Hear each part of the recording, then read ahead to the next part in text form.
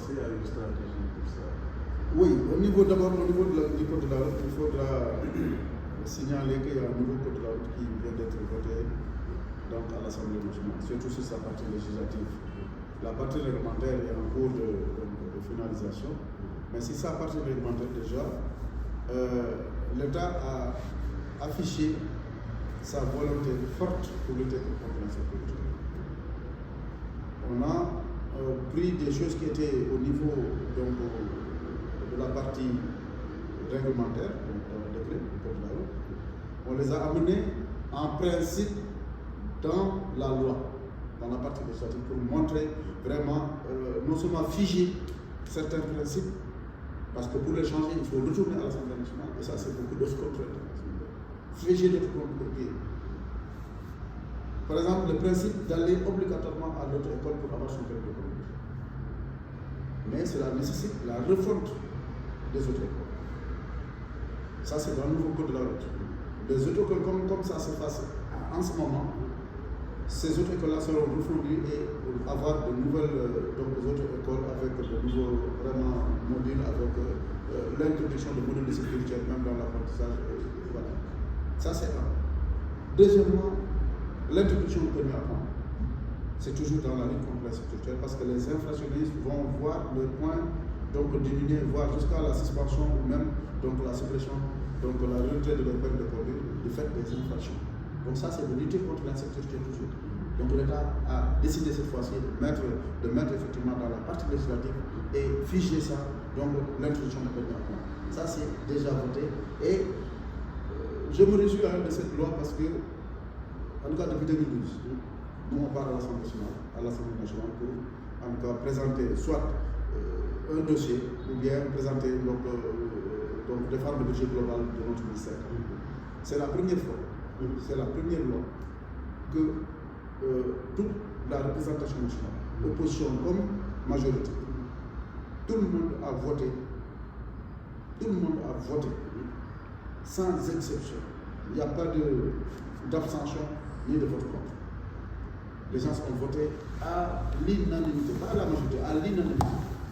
C'est pour montrer l'engagement et comment dirais-je, donc l'engagement et comment dirais-je, donc la position de nos représentants, donc les représentants parlementaires, c'est la question de l'insécurité, c'est la question de permis à point, c'est la question de bien mettre en place effectivement le statut de chauffeur professionnel, parce qu'il ne suffit plus d'avoir le permis de transport, permis D ou permis C. D, c'est le transport de personnes, C, c'est le transport de marchandises, C1, C2, c'est le transport de marchandises. Il suffit plus d'avoir ces permis-là pour pouvoir conduire un véhicule de transport ou un véhicule de transport de marchandises. C'est une condition nécessaire, mais pas suffisante. Il va falloir effectivement faire une autre formation qui va déboucher sur un diplôme et un statut que l'État va délivrer, c'est la carte de chauffeur professionnel. Ça se passe un peu partout dans les pays développés, dans les pays. Donc ça aussi, c'est dans le nouveau code de la route, ça a été ancré dans le nouveau code de la route. Et d'autres dispositifs vraiment qui permettent effectivement de lutter contre l'insécurité. Donc tout ça, ça a été mis dans le nouveau code de la route et ça a été voté à l'unanimité. C'est pour montrer vraiment donc, la forte volonté politique affichée par l'État, mais aussi par la représentation parlementaire. Et là, effectivement, il y a un grand travail de dissémination et de sensibilisation sur le nouveau code. Mais on attend de terminer l'élaboration de la partie réglementaire, donc le décret d'application du code, parce que le code, c'est vrai, c'est une loi, mais cette loi doit s'accompagner d'un décret pour être appliqué. C'est le décret qui va dire maintenant les détails. Le permis à point, combien de capteurs de points, comment pour quelle infraction, pour quel nombre de points à diminuer, comment faire pour faire un stage pour récupérer des points, et ainsi de suite, comment ça fonctionne. En tout cas, la partie réglementaire va entrer dans le détail. Donc là, presque on a bouclé le dossier, donc on attend de faire effectivement ce travail inclusif-là avec tous les parties prenantes. Quand on parle de parties prenantes, c'est les transporteurs, c'est les syndicats, c'est les usagers du bout, c'est l'auto-école, c'est l'universitaire, c'est les journalistes, c'est tout le monde. En tout cas, ce sera un document inclusif. Après avoir en tout cas stabilisé, donc le président va signer le décret et le code de la route vraiment sera applicable et opposable. Il y a une autre différence qui est incriminée, c'est que certaines routes manquent de signalisation, de de feux tricolores, des trucs comme ça. Qu'est-ce que vous envisagez de faire pour remédier à cela? Voilà, ça c'est un des, on va dire, un des points sur lesquels ANASER va axer dans son intervention, d'autant plus que dans notre décret, une de nos attributions consiste effectivement, je l'ai dit tout à l'heure, à l'audit de sécurité routière et c'est la sécurité des infrastructures. L'audit de sécurité routière, d'abord, c'est depuis la conception de l'infrastructure routière, depuis la conception, que tous les plans soient audités pour voir est-ce que tous les aspects de sécurité sont pris en charge. Sur ces plans-là, est-ce qu'il y a de la signalisation verticale ou horizontale? Est-ce que les rayons de coupure, est-ce que les virages, est-ce que les stationnements sont prévus pour le transport en commun? Est-ce que les passages supérieurs aux passages en piéton sont prévus, et ceci? Ça, nous allons faire cette étude-là dès la conception et la géoute et la décharge sont d'accord et c'est dans notre décret. Ça, nous sommes en train de travailler avec la géoute dans ça. Lors de la réalisation de l'infrastructure, nous allons faire l'inspection pour voir effectivement tout ce qui a été prévu. Est-ce que c'est en train d'être mis en œuvre, surtout en termes de prise en charge des aspects liés à la sécurité routière. À la réception et à l'exploitation de l'infrastructure routière, il y a l'inspection qui sera faite pour voir de visu est-ce que tout ce qui avait été dit, prévu dans les plans prévus, est-ce que ça a été fait comme ça pour vraiment se donner des chances de lutter contre l'insécurité. Ça c'est un. L'autre aspect c'est l'inspection des routes. C'est de voir les points accidentogènes, les points noirs de la circulation ou bien les points accidentogènes. Faire cette cartographie-là et regarder pour chaque point quel est le traitement approprié à faire. Si c'est une route qui est dégradée, travailler avec la géoute et donc le FERA, le Fonds d'entretien routier autonome, pour voir comment recapaciter carrément, reprendre ce bout de mesure pour remplacer les routiers. S'il n'y a pas de signalisation, signaler, regarder, aller faire l'inspection et proposer donc, des mesures de correction ou des mesures de capacitation en matière d'équipement de signalisation routière. Ça aussi, c'est le rôle de l'ANASER. Récemment, avec le nouveau code de la route, il y a aussi l'érection, la décision de mettre en place des zones 30 km à l'heure aux abords des écoles et des établissements recevant du public. Alors, ces panneaux-là n'existent pas pour le moment. C'est à nous, ANASER, vraiment, qui avait porté ce combat-là, donc d'équiper le réseau routier dans toutes les agglomérations ou les centres urbains, d'équiper aux abords de ces écoles-là les panneaux de 30 km à l'heure. Pour effectivement que les gens sachent qu'il y a des vies qu'il faudra vraiment préserver, des élèves qu'il faudra vraiment sécuriser et protéger, et des piétons qui sont au niveau des marchés, des mosquées, des églises, ainsi de suite, vraiment à protéger et que les gens doivent vraiment rouler à 30 km à l'heure. Mais encore faudrait-il plier ces panneaux-là pour montrer qu'effectivement, parce qu'il y a que ces panneaux qui communiquent avec les usagers des panneaux de signalisation. Donc ça aussi, ça fait partie de notre rôle. Donc il y a une grande mission d'inspection des routes, ce qu'on appelle audit de sécurité des routes, pour regarder non seulement les points accidentogènes, mais regarder dans le réseau routier, là où vraiment il n'y a plus de signalisation, ça a été vandalisé ou bien ça n'existe pas encore, et ainsi de suite. Regarder ça et travailler avec la direction des routes, avec la géoute, pour voir comment remettre ça en place et monter des projets avec des financements privés entre nos partenaires pour vraiment la capacité et réaméliorer les réseaux routiers. Et est-ce que vous avez le sentiment qu'à ANASER, vous avez les moyens à la fois humains, matériels et financiers pour mener à terme cette, disons, tout ce que vous avez évoqué tout à l'heure, cette politique?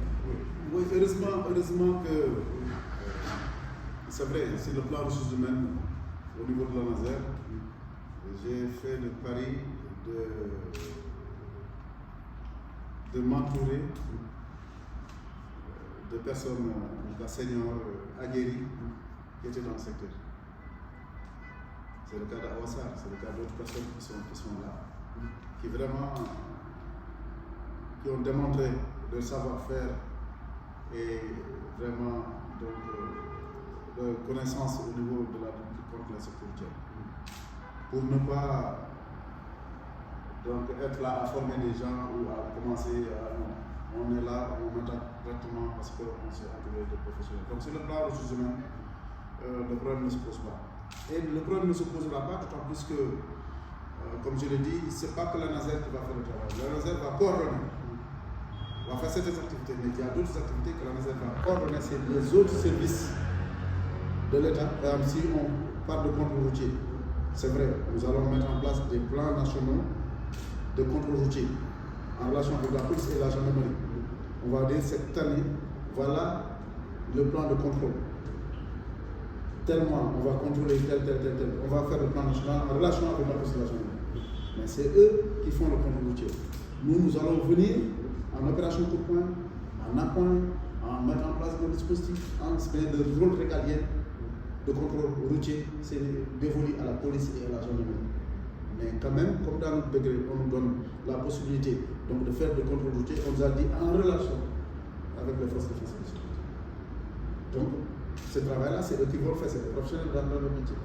Dans le domaine sanitaire, par exemple, les interventions post-accident et la prise en charge des victimes d'accident, ça, c'est le système de la santé. Donc, il faut les capacités de travailler de façon intelligente avec les structures sanitaires pour pouvoir effectivement atteindre l'objectif de sauver des vies après les accidents.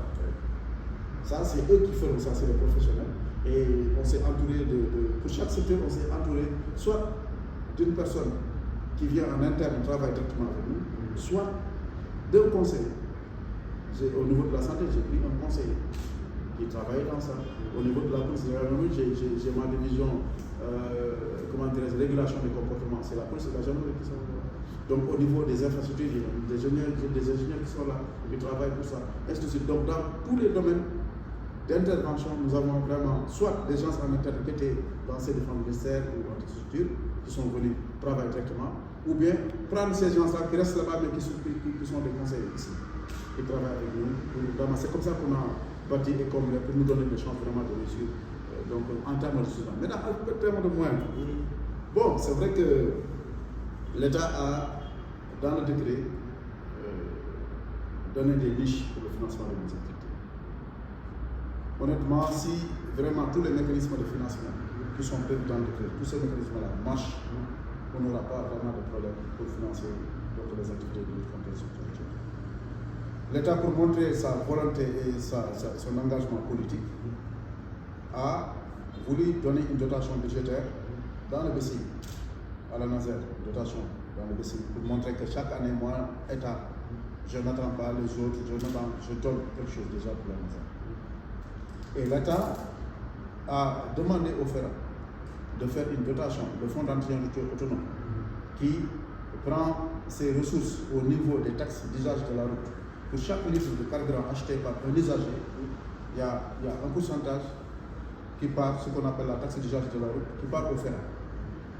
Du fait que cet argent-là vient de la route et on parle de sécurité routière, donc ça fait sens que FERA fasse une dotation annuelle pour des activités de lutte contre l'insécurité.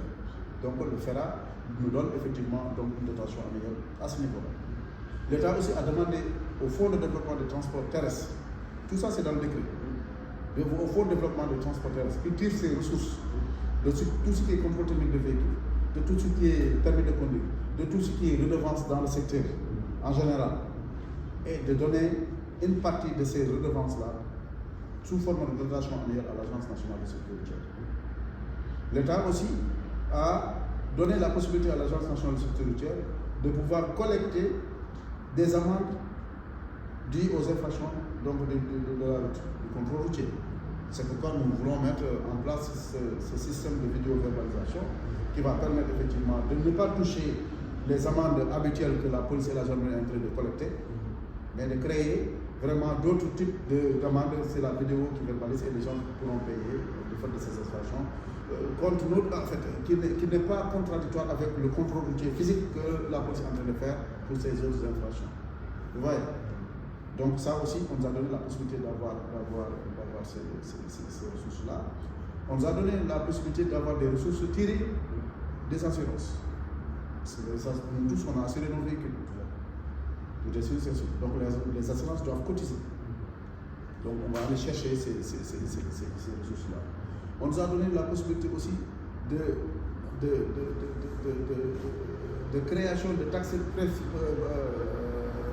parafiscales, on va dire. C'est le ministère des Finances qui crée ces taxes parafiscales, mais ça a été accordé, c'est dans le décret, sur les véhicules importés d'occasion, à un certain âge. L'âge d'importation des véhicules est fixé à 8 ans. C'était 5 ans, on l'a amené à 8 ans. Donc on s'est dit, à partir de 5 ans, et donc l'autre est d'accord, à partir de 5 ans, mettre en place un système de taxes jusqu'à 8 ans. Les véhicules âgés de 5 à 6 ans, un certain pourcentage. De 6 à 7 ans, un autre pourcentage. De 7 à 8 ans, pourcentage. Et tous ces taxes parafiscales qui sont collectées vont venir vraiment alimenter et permettre de lutter contre l'insécurité, donc alimenter et financer les activités de sécurité. Compte tenu maintenant de la coopération, donc de l'apport des bailleurs, donc la Banque mondiale qui nous appuie en ce moment, c'est l'opérationnalisation de l'ONASER, la BAD, l'Union européenne avec le programme Bagotrans qui est désormais donc versé dans l'ONASER. Donc ils sont prêts, l'UNESCO qui est prêt à nous appuyer, l'OMS, l'Union africaine, la CEDEAO, le MOA, tous les partenaires sont prêts effectivement à nous accompagner en termes, soit en subvention, soit en financement, donc que nous allons faire pour nos activités. C'est pour dire si tous les mécanismes marchent vraiment, on a de quoi vraiment financer nos activités et lutter contre l'insécurité. Mais j'ai une toute dernière question. C'est au sujet de l'ODAN spontané. Dans l'enseignement, on a remarqué que dans certaines localités, les populations ont érigé des ODAN. Vous avez une pédagogie à leur endroit?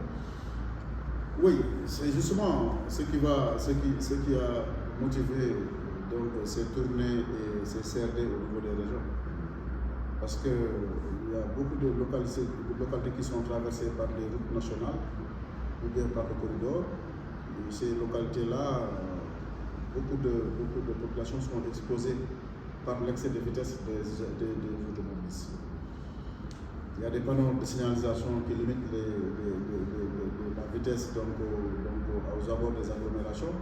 Mais malheureusement, comme je l'ai dit, les gens sont laissés passer de cette vitesse et les populations,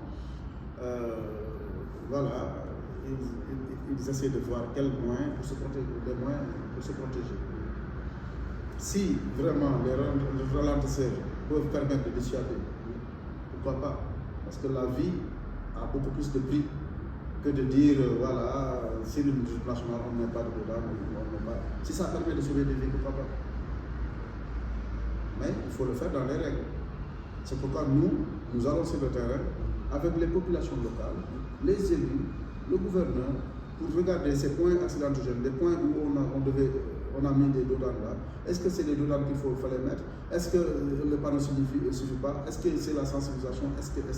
Mais vraiment, nous comprenons vraiment l'inquiétude, vous l'avez dit, la peur de ces populations-là, c'est pour se protéger.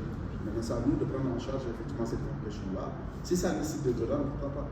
On l'a dit, même le ministre l'a dit, il dit, écoutez, c'est vrai, nos ingénieurs routiers là nous disent que oui, si les nationales, il n'est pas conseillé de mettre des dodanes. Oui, si ça permet, surtout dans les agglomérations, encadrer dans les agglomérations, faire des dodanes en bonne et due forme, qui sont vraiment réglementés, si ça peut sauver, si ça peut faire l'effet, pourquoi pas? Et je pense qu'on ira vers ça. Merci beaucoup.